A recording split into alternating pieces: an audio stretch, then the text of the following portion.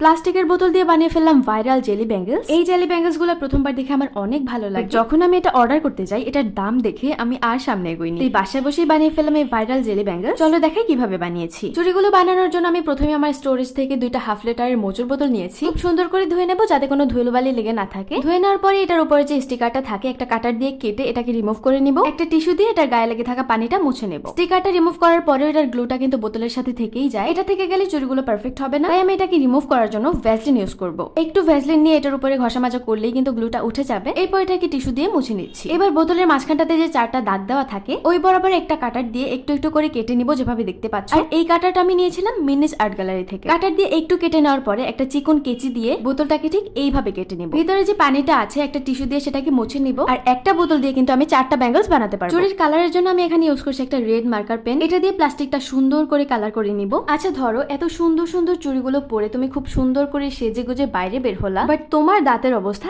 এমন। ব্যাপারটা কেমন না? হলুদ দাঁতের জন্য পারফেক্ট সলিউশন হচ্ছে এই পার্পল টুথপেস্ট। ইউটিউবে আমি এই টুথপেস্টটার অনেক রিভিউ দেখেছি। এগুলো দেখে অনেক খোঁজাখুঁজির পরে ফেসবুক পেজ হইচই বাজার থেকে এটা আমি অর্ডার করেছি। টুথপেস্টটা খোলার পরে দেখতে বেশ প্রিমিয়াম লাগছিল, আর এটা দেখতে যেমন সুন্দর এটার কাজও তেমনই ভালো। এই টুথপেস্টটা ইউজ করার নিয়ম হচ্ছে প্রথমে এটাকে দাঁতে অ্যাপ্লাই করে 2 মিনিট ওয়েট করবা। এরপর রেগুলার ব্রাশ করার মতো ব্রাশ করে পানি দিয়ে ধুয়ে ফেলবা। আর রেজাল্ট দেখে আমার মতো তুমিও অবাক হয়ে যাবা। এই প্রিমিয়াম পার্পল টুথপেস্টটা নিতে চাইলে তোমরা ফেসবুক পেজ হইচই বাজারে নক করতে পারো। আমি ওদের লিংকটা ক্যাপশন কমেন্টের স্ক্রিনে দিয়ে দেবো। আচ্ছা যাই হোক, এখানে আমি একটা প্যান গরম করে নিয়েছি। এবার কালার করে রাখা প্লাস্টিকটা এর উপরে দিয়ে এভাবে ঘোরাতে থাকবো। একটা সাইড হয়ে গেলে আরেকটা সাইডও করে নেব। আর হ্যাঁ, খুবই সাবধানে করতে হবে যাতে হাতটা পুড়ে না যায়। দেখো প্লাস্টিকটা কিন্তু অলরেডি চুড়ির শেপে চলে এসেছে। আমি এটা রেড কালার বানিয়েছি, তোমরা চাইলে যে কোনো কালারের মার্কার দিয়ে যে কোনো কালারের চুড়ি বানাতে পারো। And here is the final look. চুড়িগুলো আসলেই জেলি ব্যাঙ্গেলস এর মতো লাগছে কিনা কমেন্টে জানিও। আর আমার ইউটিউব চ্যানেল সাবস্ক্রাইব করতে কিন্তু একদমই ভুলো না। আজকের মতো আল্লাহ হাফেজ।